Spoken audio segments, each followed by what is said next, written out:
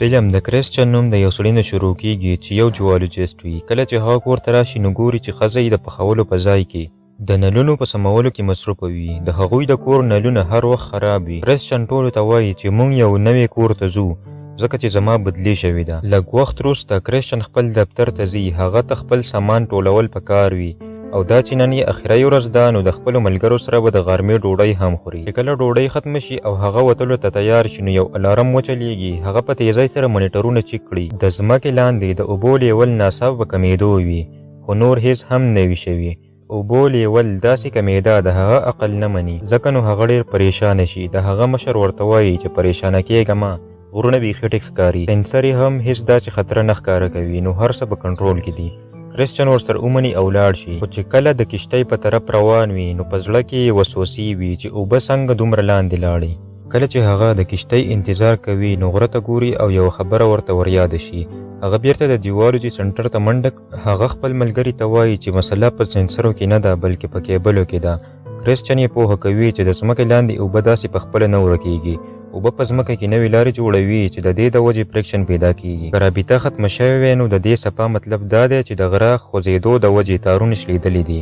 چې کله یې هغوی چیک کړي نو واقعي تارونه شلېدلي وي. هغوی واپس راشي او کریسچن په دې ډېر غوسه وي چې هغوی د حالاتو صحیح معاینه نه وه اخیستې.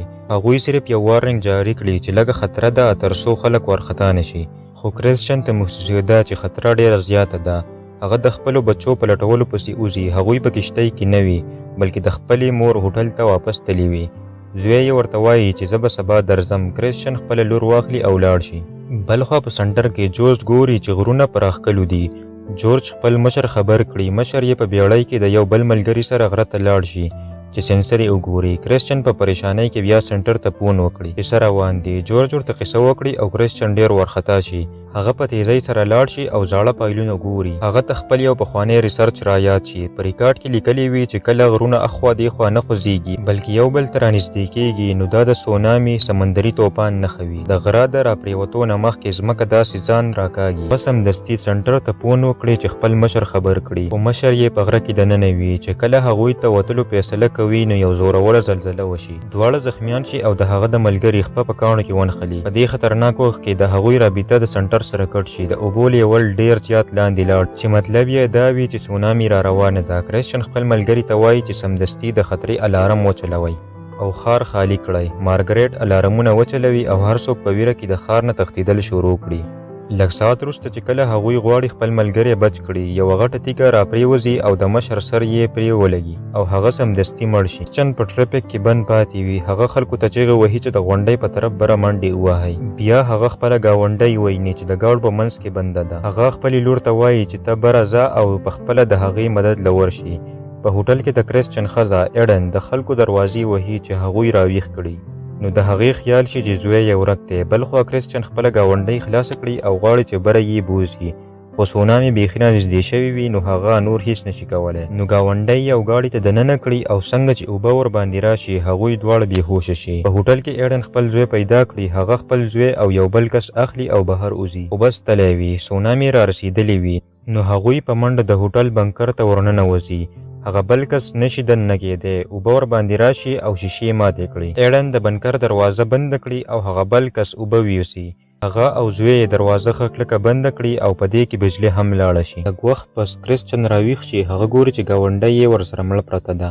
هغه ډېر خفه او حیران شي. هغه په مشکله ځان د ګاډي نه راوباسي او غونډۍ ته وخیږي. هلته نور ژوندي پاتې شوي خلک ویني او خپله لور لټوي. کله چې خپله لور جولیا پیدا کړي نو په غاړه کې یې ونیسي. هغه د ګاونډۍ خاوند ته په خاموشۍ ګوري او په زړه کې ترې بخښنه غواړي چې هغه ښځه یې بچ نه کړه. په سنټر کې جورج ته د هغه سړي فون راشي چې په غره کې بند و. هغه ورته وایي چې مشر مړ شو. دا خبر هغوی ډېر خفه کړي. بلخوا کریسچن د خپلې کورنۍ په باره کې پریشانه وي او هوټل ته ځي. هغه خپله لور د ګاونډي سره پرېږدي. د هوټل په بیسمنټ کې ایډن دروازه په زور نیولې وي چې اوبه رانشي. ایډن خپل زوی ته وایي چې دروازه ونیسه چې زه بهر ته د وتو څه لار پیدا کړم. چې کله هغه وخوځېږي نو اوبه په تیزۍ سره راننوځي. زوی ډېر وارخطا شي او ایډن په دې حالاتو کې په هغه غوسه شي. یو بل وارخطا سړی هم هلته وي. هغه ایډن ته وایي که لار مو پیدا نه کړه نو موږ به مړه شو. په دې کې ایډن تباه شوي هوټل ته ورسېږي. کله چې هغه بس ته ورشي او دننه وګوري نو هلته د خپل یو ملګري مړی وګوري. هغه ډیر خفه شي خو چې کله وګوري چې ایډن او زوی یې هلته نشته نو په زړه کې امید پیدا شي. هغه هوټل ته ننوځي چېرته چې بیسمنټ د اوبو نه ډک شوی وي. اوبه دومره بره راغلي وي چې د ساه اخیستو ځای پکې هم نه وي پاتې شوی. هغه بل سړی بیخي لیونی شي او د ځان بچ کولو دپاره د ایډن زوی لاندې ټیل وهي چې پخپله د اوبو نه بره شي. کله چې ایډن دا ویني چې زوی په خطره کې دی نو هغه سړی په اوبو کې غوپه کړي او مړ یې کړي چې خپل زوی بچ کړي. مونږ ګورو چې کریسچن په هوټل کې هغوی لټوي خو کریسچن هغوی پیدا نه کړي. د هغه بیسمنټ ته خیال نه وي ځکه چې دا د اوبو نه ډک وي او هغه سوچ کوي چې هلته به څوک ژوندي نه وي. کله چې هغه وتلو واله وي نو د خپل زوی بیګ ویني. هغه ویریږي چې هسې نه هغوی مړه نه وي او په غوسه کې نلونه ووهي. ایډن او زوی دا غږ واوري او پوه شي چې څوک شته. د ایډن په زړه کې امید پیدا شي چې دا به کریسچن وي. هغه هم د نل باندې په زور زور سره ټکا وکړي. کریسچن غږ واوري او د یقین لپاره بیرته ټکا وکړي.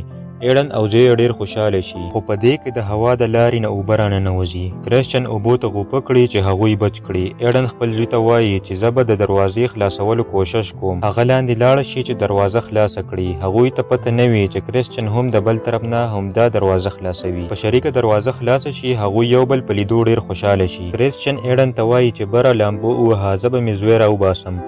زوی د پلار په لیدو ډیر خوشاله شي. کریسچن ورته وایي چې راځه خو هغه په اوبو کې لاندې تللو نه یریږي. کریسچن ورته وایي که دلته پاتې شو نو مړه به شو. موږ لا پکار دي چې خطره واخلو. د لامبو په وخت د زوی ساه یې بنده شي. د هغه د بچ کولو لپاره کریسچن د خپلو پیپړو نه هوا هغه ته ورکړي. هغوی لامبو وهي. بیا ایډن خپل زوی بره راوباسي خو چې د هغې خیال شي چې کریسچن نشته په اصل کې د هغه ساه ختمه شوې وي. ایډن خپل ژوند په خطره کې واچوي او لاندې لاړه شي چې هغه راوباسي خو کریسچن بېهوشه وي. هغه سوچ کوي چې هغه مړ شو نو د هغه په سینه زور وکړي چې اوبه ترې راوباسي. هغوی ورته مصنوعي ساه ورکول CPR شروع کړي خو هغه سترګې نه غړوي نو هغوی همت وبایلي خو زوی د پلار مرګ نه مني. هغه په غوسه کې چغې وهي او د پلار په سینه په زور زور لاسونه وهي او ساه ورکوي چې هغه بچ کړي. په آخر کې کریسچن سترګې وغړوي. دا ډیره د جذباتو ډکه لمحه وي. هغوی یو بل له غاړه ورکړي. بیا هغوی د غونډۍ په طرف روان شي چېرته چې نور خلک وي. جولیا هلته په ډېره پریشانۍ کې انتظار کوي. د هلیکاپټر په غږ هغه خفه کیږي چې زما کور والا را نغلل او صرف زه به بچ یم. هغه تلل نه غواړي. هغه ډېره په سټرس کې وي چې په دې کې خپله کورنۍ ویني چې را روان دي. د هغوی په لیدو د هغې زړه ډېر خوشحاله شي. هغه د خپل پلار طرف ته منډه کړي او کریسچن هغه پورته کړي. ټوله کورنۍ ډېره خوشحاله وي چې بیا ټول یو ځای شول. د دومره غټې تباهۍ سره هغوی په شریکه ژوندي پاتې شول. هغوی ټول بچ شي او دا فلم دلته ختم شي.